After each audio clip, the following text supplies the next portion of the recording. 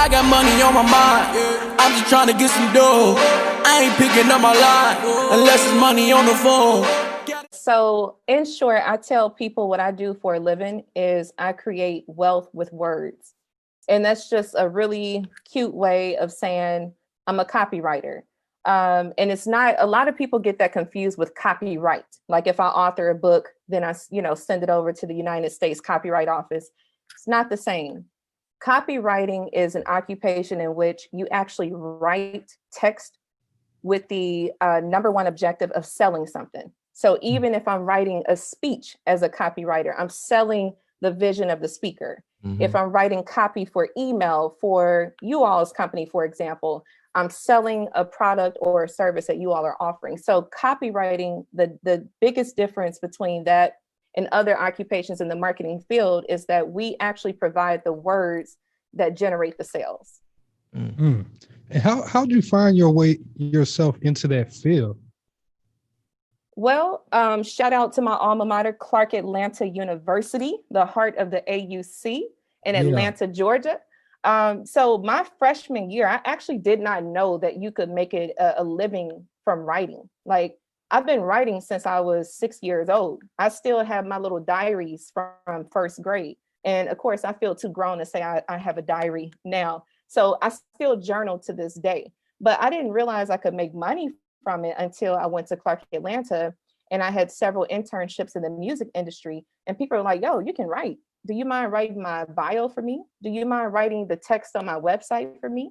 And I was like, sure, and so I started hustling on the side. I had work study at the time, but I was also hustling on the side, actually writing bios for aspiring hip hop artists and DJs in Atlanta, writing copy on their website, even writing papers for some of my friends. And I was like, yo, I did not know that I could make money from this. And I started reading about it. And sure enough, I found a book that talked about copywriting. And that's when I was introduced to the field of copywriting.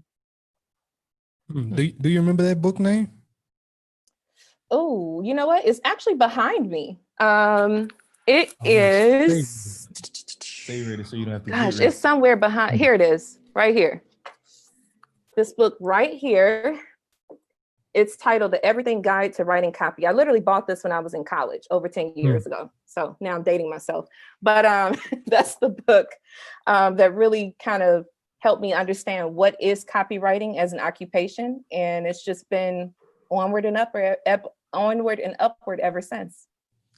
I like that saying. Of course. And happy belated Founders Day, my dear brother. Thank you so much. I really appreciate that. But that's beautiful that you were able to take that side hustle that you were doing while you were in school and you were able to transform. Like a few years later, now you're able to start your own business and really get it popping and really just start helping other people create and build streams of income through the words that you're doing on the paper. And I kind of want to go a little bit deeper into that because you say, you're really selling for people. And a lot of people don't understand that a lot of great businesses, they all have copywriters. So I kind of just want to touch and really just drive home the fact of why that's important to becoming a successful business. Well, I mean, again, your copy is directly correlated with your sales, and as a business, you cannot survive without sales. You need sales to survive as a business. I mean, unless your business is in the business of bartering, but even still, you're still selling a service in exchange for another service or product, right? So copy it really is the foundation of a sustainable business. You have to be able to use words, whether that's writing a script for a video, whether that's email marketing, whether that's captions on your Instagram, Facebook, Twitter, whatever. You have to be able to know how to put words together so that it attracts your audience and it incites some sort of action. I like that. So like with this copywriting, like you said, you finished this book and I know you already had some jobs coming in. So like, when did you decide that you were going to make this a full-fledged business? Yeah. Like, did you graduate and start it or like, what were you doing?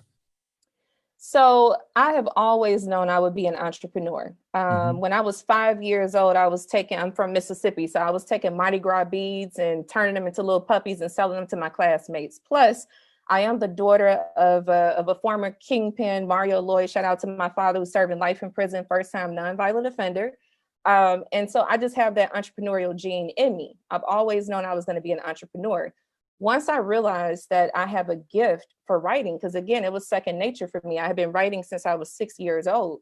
So once I realized that I was actually unique in that field of copywriting and knowing how to put words together in a very crafty way, I graduated Clark Atlanta in 2008, which was the worst year to graduate with a degree, especially in a creative field. So I did hop around a little bit. I actually took on some human resources jobs. And then finally in 2012, I actually started working in my industry. So I started out as a freelance blogger, and then it just took off from there. Gotcha. So, okay, that kind of leads me into my next question I have for you. Because so you started off as a freelance blogger. Like, I'm guessing, how would somebody get started if they wanted to be a copywriter? Like, you just named a few ways that it could be implemented into your business. But like, what are a few ways that if you wanted to be a copywriter, you can just start monetizing that skill? So the best way to start is obviously with your network. We have the internet. I mean, there is virtually no one that cannot be reached online now. I've had clients as far out as Nigeria, and some that were right next door to me in my office space where I'm renting out my office. So, you start with a community, you find a community online. If you know some business owners, you ask them, do they already have an email marketing plan? Do they have somebody that's writing the text on their website? Do they have somebody who's actually writing the captions for their Facebook and IG captions and stuff like that? You start there. Also, I am a firm believer in joining online courses and communities that are centered around your occupation. So if you are interested in copywriting, I recommend that you look into someone like Ryan Dice, a digital marketer. He has a course for copywriters. Also, his book, Invisible Selling Machine, which I know you guys, we've talked about this before offline. It's a fantastic book. It's one of my favorites in terms of copywriting, right? You start doing your due diligence. There's also an association, and forgive me if I'm mixing up the last two letters. I think it's AWAI, or it may be AWIA, but that's an association for professional writers. So they actually give you a guideline contingent upon your experience to let you know how much you should charge for whatever services you're offering in this space. So I would just say, if you're interested in starting out as a copywriter, if you're interested in penetrating that field, first of all, start doing your due diligence by reading books about copywriting. Again, the Everything Guide to Writing Copy. This one kind of gives you a breakdown of the different fields you can get into. Take a couple of courses, hone in on your skills, and then network. Get into these online communities and just let people know, listen, I'm a new copywriter. I'm willing to do a couple of pieces at a discounted rate to build my portfolio, and go from there. The sky's the limit. That's a major thing you just said right there. Like, with starting out, I think people discount that too much. Like, that just reaching out to people and being like, hey, look, being honest with them, honestly with it. Like, hey, I'm just starting. I know I can do some stuff. This is what I'm gonna charge you, because it's still a business. I can't do this all the time for free. Like, we talk about doing work for free, but you can't do everything for free if you're trying to start a business. And like, showing them like, hey, you can get this, I can provide you this value. And now you get starting to build a portfolio this way, instead of just trying to go for the job all the time. People always think you gotta like put in an application. Go for the closing, yeah. And not even just like that, like to get work as a copywriter or just as anything, you gotta go and like put in an application at this company, or like go and do this. Like, you can just do, like you said, start with your network. Exactly. Yeah. You don't have to go through some company. And honestly, half of the time, the companies are already looking for somebody with experience because they don't want to train you properly. So you may as well go ahead and tap into your immediate network first anyway, because if you do try to go get a job as a copywriter at a company, they're going to instantly ask you how much experience you have, because they don't want to train you. At least if you work with somebody within your network and you're giving them a discount, it's really like a mutual exchange. Look, I'm not super versed in this field yet. you're getting a steep discount. Just kind of work with me. Let's work together so that I can help your brand and you can help me become better at what I do. You get what I'm saying? It's a mutual exchange. But at a company, they're expecting you to come through the door already with that experience so that they don't train you. So you may as well just tap into your immediate network anyway. And I also heard of an example. I don't remember where I was, but I was somewhere probably on YouTube watching a video. This guy, he was fresh to copywriting. What he did was, he was like, look, I'll do this for free. If I start turning you sales though, at least start compensating me for like maybe 10% or whatever. And he was like, he ended up making 10 bands off of that one transaction. He's like, because I showed them my value and then it returned to them tenfold. So they had no choice but to pay me. Yeah, I mean, that's definitely a route that you can take. Even with my business, sometimes if a client is cash strapped and doesn't necessarily can afford my fee for copywriting, what I may do is broker a hybrid, is what I call it, a hybrid deal, in which, contingent upon their audience size and the cost of their product or service, I'm willing to take a lower payment up front and then get all my money on the back end. Because I'm confident, I know that I'm going to convert sales. I'm not worried about that. I just want to make sure that they have the right audience size and they also have a product in which, if they give me 10%, like the guy that you found on YouTube, I need to know that that's 10% of like a $5,000 product. You get what I'm saying? Or it needs to be at a certain price point for it to make sense for me. That's smart. Marie, I do kind of want to go into copywriting some a little bit more. So like, you talking about like creating words, and I know you mentioned like driving people to do specific actions. So can we talk more about like that part of copywriting? Like, how as a copywriter do you get people to take action?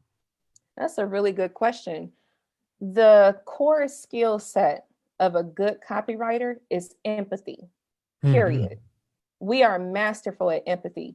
We have to be, because if you think about it, and I jokingly tell people I'm an actress on paper, because if you think about it, we have to assume the voice of our client, but then we also have to empathize with the struggles or issues of our clients' clients or customers, right?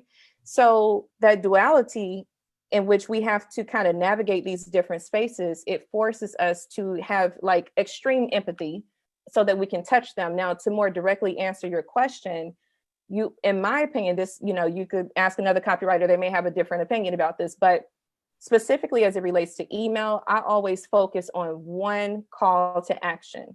There's a book titled The Power of One, I believe. I can't remember the name of the author, but they talk about how having just one thing that people can focus on will generate a much higher success than trying to lead them to 2 or 3 different calls to action. So that is my methodology for helping my clients be successful, is in every time that I write copy, even if it's for a website, there's one central call to action that I'm driving them to. Even if you go to my website, you'll notice book a call. There's one call to action, even though there's all this other text on the screen. When you visit my website, there's one thing I need you to do, and that's to book a call. So that's really the epicenter, if you will, of copywriting in terms of being able to drive those conversions. Is just focusing on one call to action. So like when you say one call to action, that like do you mean you giving them specifically? Because I mean, somebody may not be familiar with the call to action. True. Like one link or just like one hyperlink, one button, but that's the only thing you're giving them to click on that page. Everything else is just readable. Exactly. So literally, I'm telling them to do one thing. I'm not telling you to click here and read my blog post and click here to buy my book and click here to schedule an appointment. I'm telling you to schedule an appointment. That's the one and only thing I want you to do when you come to my website, for example, or again, with the work that I do with you all. When I'm selling one of your courses or a product or anything that you all have, I want them to do one thing. Click here and sign up for the course. You get what I'm saying? So it's just one central call to action, one central action take or whatever step that I need them to do. And I like how you kind of keep going back to the email marketing, because what we got was a story up into you being a blogger. How did you find yourself moving into the email marketing side of things? And I remember you told us you took that trip to Cali for Entreport, right? Can you kind of talk about what it was like to invest in yourself with that too? Absolutely. Anyone who is interested in launching a business, you got to know you got to invest in yourself. You are your most valuable asset, period, in life, in business, in everything that you do. You are your most valuable asset. So what I did, and it wasn't easy, I'm not gonna lie, at the time, I had just, like I said, I launched the business in 2015, and I literally invested $4,000 in myself to fly out to Santa Barbara, California, and get versed in this CRM called Entreport. And I was out there for a week. And you know what? I was embarrassed to admit it then, but I'll say it now. I actually failed the test. I went out there for a week, got trained from like 9 a.m. until 6 p.m. every single day in Santa Barbara, California. And at the end of the training, you had to take a test. I failed the test. And so I had to come back home. At the time I was living in North Carolina. I had to come back to North Carolina, study the material a little bit more, take the test remotely, and I passed it. So I've been an Entreport certified consultant ever since. But I just really do want to drive that point home in life. You are your most valuable asset. So you should constantly be pouring into yourself, whether that's reading text, whether that's listening to podcasts such as BWR, whatever it is that's going to empower you.